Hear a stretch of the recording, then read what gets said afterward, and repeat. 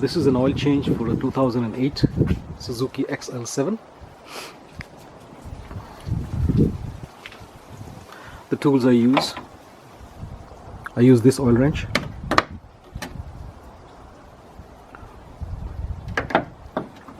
an extension bar. You also need an M15 socket and a ratchet. I put the SUV on a ramp. This allows for access from the bottom.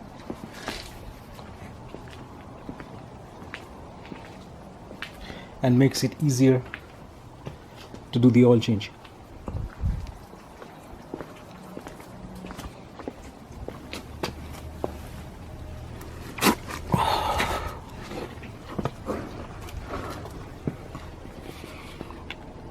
I'm not sure if you can see it, but that is where the oil filter is located.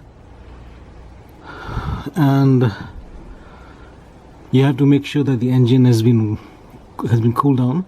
You don't want to get yourself impacted by the heat of the exhaust pipes.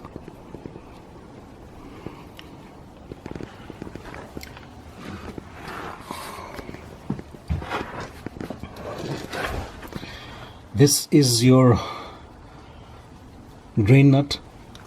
That's what you're going to have to loosen. So we've got the drain nut loose,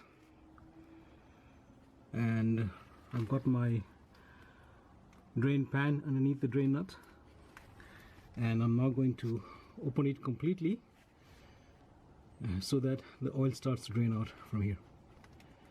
Like I said, it's been easier if you put the SUV on a ramp, and then you can gain access to this drain nut much more easier.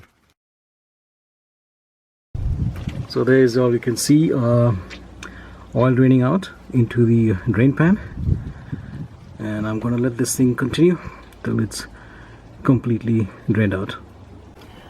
In order to make the draining out easier, it's best to undo this fill plug. It's kind of hard right now. All right.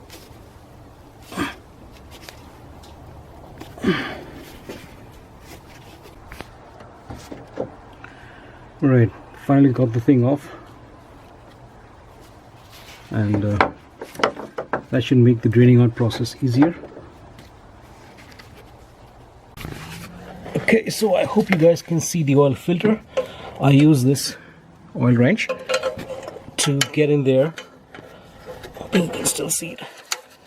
And then I clamp this and I loosen that filter of that. It may be a bit of a tight space in there, but a bit of patience and you can get that thing done. The trick is not to tighten the oil filter too tightly when you put it back on. Hand tightening should be more than sufficient.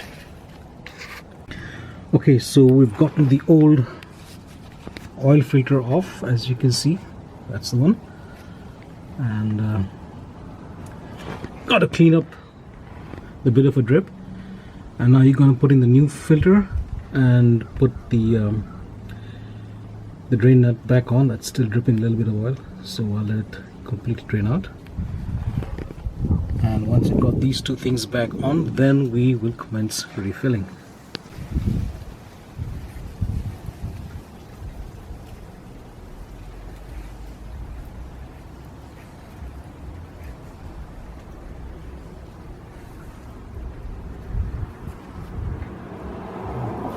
And then proceed to put it back on.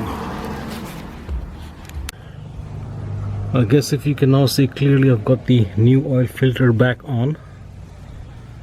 I just hand tightened it, and then I use these oil pliers to do a final tightening. It's important not to over tighten the thing.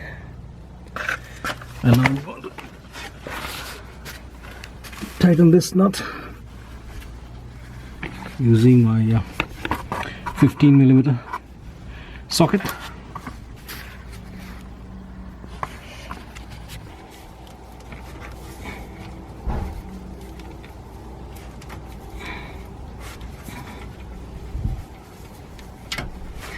Some guys like to use a torque wrench on this. You should, but I found that using hand tightening this also works just as well. You just got to check it once you fill the oil back in.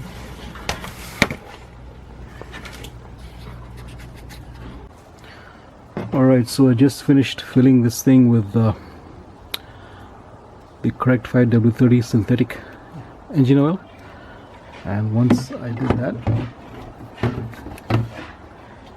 I topped it up with around 200 milliliters of Marvel mystery oil, and I just put that in because this car has got over 220,000 kilometers and should help with cleaning the engine.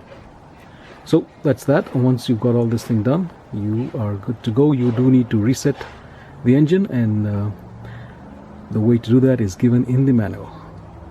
Okay, once you're done checking, filling the engine oil back in, start the car, take a look around, especially underneath. You got to make sure that there's no leaks from the oil filter or from the drain plug, and if there isn't, well, you're good to go. Alright, after the oil change, I reset the remaining oil life display, and it's very easy to do. All you have to do is go onto your DIC until you get to the trip section, and you get this display, and then you go to the reset button over here and you press down on this for 5 seconds, and then you'll find that your engine oil life remaining resets to 100%, and you're now good to go until your next oil change. Thanks.